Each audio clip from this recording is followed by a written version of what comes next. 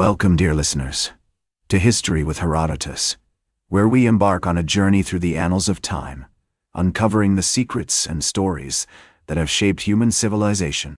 Today, we find ourselves in the midst of Renaissance Italy, surrounded by the majestic cityscapes of Florence, as we delve into the fascinating tale of the rise of the Medici family.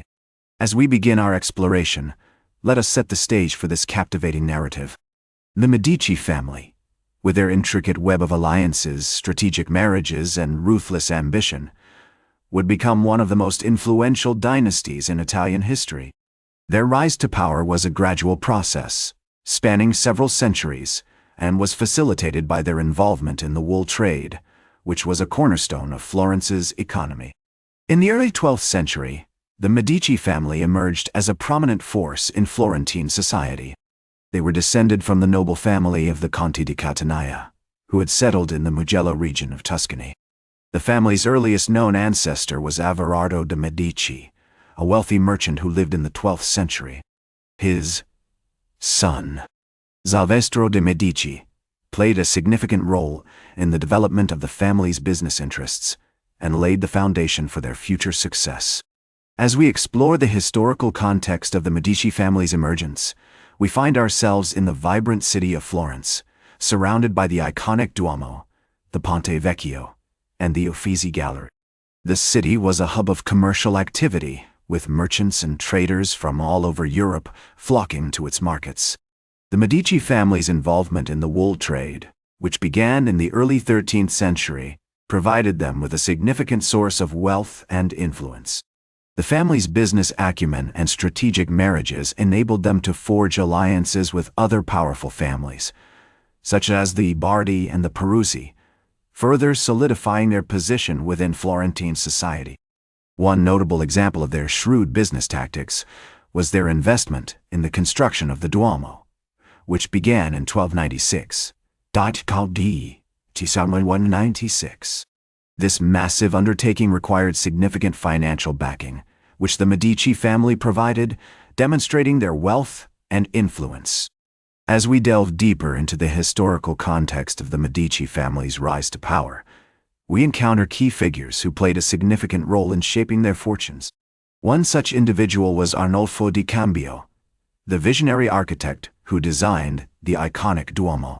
The construction of the Duomo was a testament to the city's rich cultural heritage and showcased the Medici family's commitment to the artistic and architectural development of Florence. We also find that the Medici family's connections to the literary and artistic circles of Florence helped to foster a culture of intellectual curiosity and innovation, which would become a hallmark of the Medici dynasty. Their relationships with influential figures such as the poet and statesman Dante Alighieri, who often interacted with the family in the corridors of power, demonstrate the family's growing influence in Florentine society. As we continue to explore the origins of the rise of the Medici family, we find that their early history was marked by a series of strategic alliances and business ventures. In 1317, the family joined the Arte della Lana, the wool merchants' guild, which further solidified their position in the city's textile industry. This move marked a significant turning point in the family's history, as it provided them with access to new markets and opportunities for growth. The Medici family's involvement in the wool trade also led to their expansion into banking and finance. In 1397, Giovanni di Bicci de' Medici, the founder of the Medici Bank, established a branch in Rome, which marked the beginning of the family's rise to prominence in international finance. This move demonstrated the family's growing influence and wealth, as well as their ability to adapt to changing market conditions. As we conclude this initial foray into the origins of the rise of the Medici family, we find ourselves poised on the cusp of a new era, one that would be marked by unparalleled artistic innovation, intellectual curiosity, and ruthless ambition. The stage is set for the Medici family's ascent to the pinnacle of power, as they navigate the treacherous waters of Florentine politics, forge alliances with mighty city-states, and sponsor some of the most iconic works of art in human history. Join me, if you will, as we step into the radiant light of the Medici family's most resplendent era, a period that would forever alter the course of Western civilization.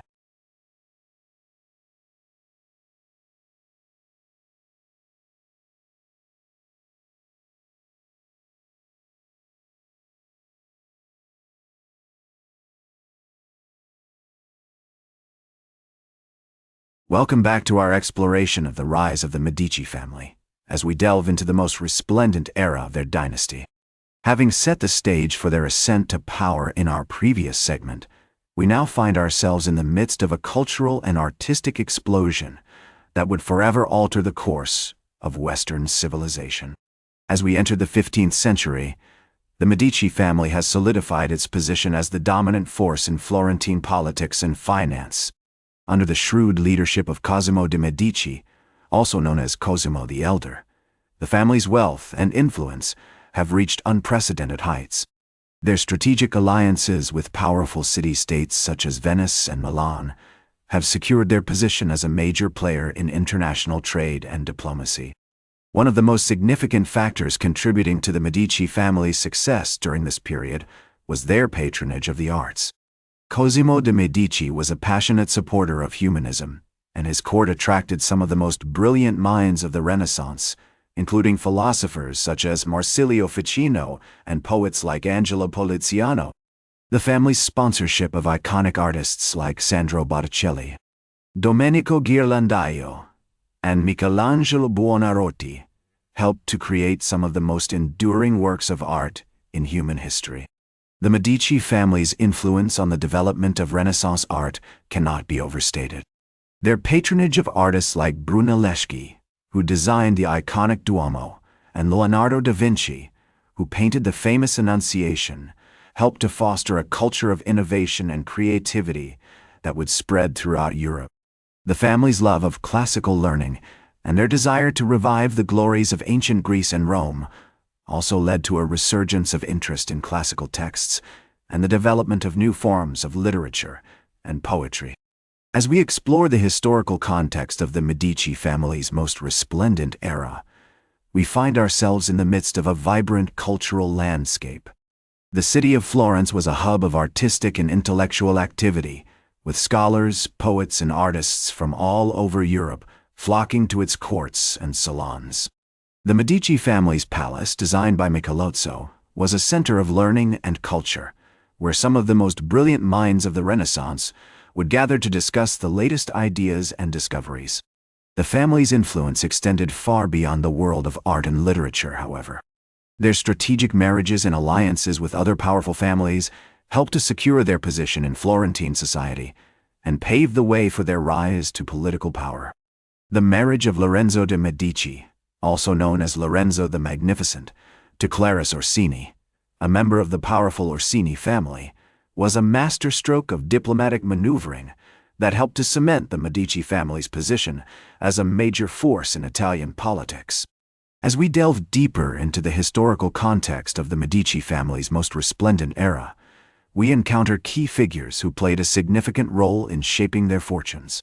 One such individual was Pico della Mirandola, the philosopher and humanist, who was a close friend and advisor to Lorenzo de' Medici.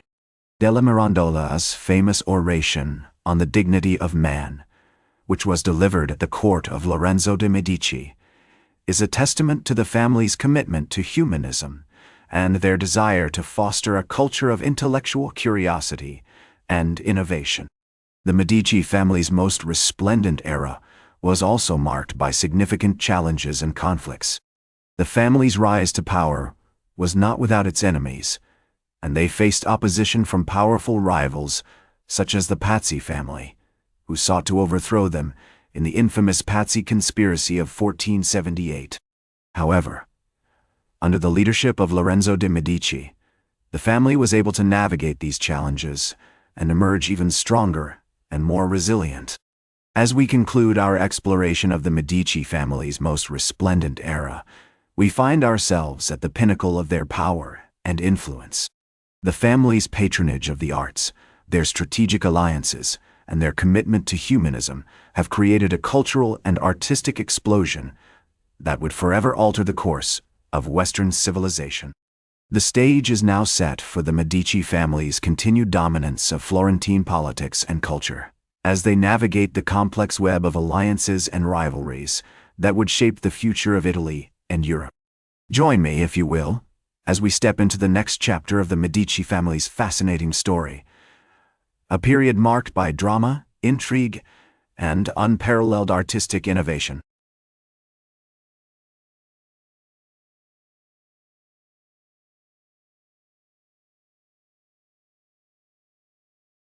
Welcome to the third segment of our podcast, where we continue to explore the fascinating story of the Medici family.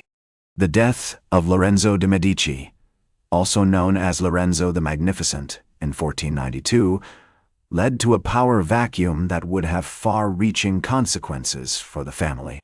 His son, Piero de' Medici, proved to be an inept leader, and his inability to navigate the complex web of alliances and rivalries ultimately led to the expulsion of the Medici family from Florence in 1494. The family's exile was a significant blow, but they were not ones to give up easily. They continued to plot their return to power, and it was during this period that we see the rise of Giovanni de' Medici, who would later become Pope Leo X. His election as Pope in 1513 marked a significant turning point for the Medici family, as it provided them with the opportunity to regain their influence and power in Florence. One of the key factors that contributed to the Medici family's return to power was their ability to form strategic alliances with other powerful families. The marriage of Lorenzo de' Medici, Duke of Urbino, to Madeleine de la Tour d'Auvergne, a member of the powerful French nobility, helped to secure the family's position in Florence and pave the way for their eventual return to power. The Medici family's return to power was also marked by significant cultural and artistic achievements. The family's patronage of artists like Michelangelo, Raphael, and Leonardo da Vinci continued, and it was during this period that we see some of the most iconic works of the Renaissance being created. The construction of the Medici Chapel, designed by Michelangelo, is a testament to the family's commitment to art and architecture. However, the Medici family's return to power was not without its challenges. They faced significant opposition from powerful rivals, including the Strozzi family, who sought to overthrow them. The Pazzi conspiracy of 1527, which attempted to assassinate several members of the Medici family, was a stark reminder of the dangers and complexities of Renaissance politics. As we explore the historical context of the Medici family's return to power, we find ourselves in the midst of a vibrant cultural landscape. The city of Florence was still a hub of artistic and intellectual activity, with scholars, poets, and artists from all over Europe flocking to its courts and salons. The Medici family's palace, designed by Michelozzo, continued to be a center of learning and culture, where some of the most brilliant minds of the Renaissance would gather to discuss the latest ideas and discoveries. The Medici family story is one of drama, intrigue, and unparalleled artistic innovation. Join me next time as we delve into the next chapter of the Medici family story, a period marked by significant challenges and opportunities for this powerful and influential family. That's all for today's History with Herodotus. Remember to like, share, and subscribe, and until next time, remember that to understand the present, we must first understand the past.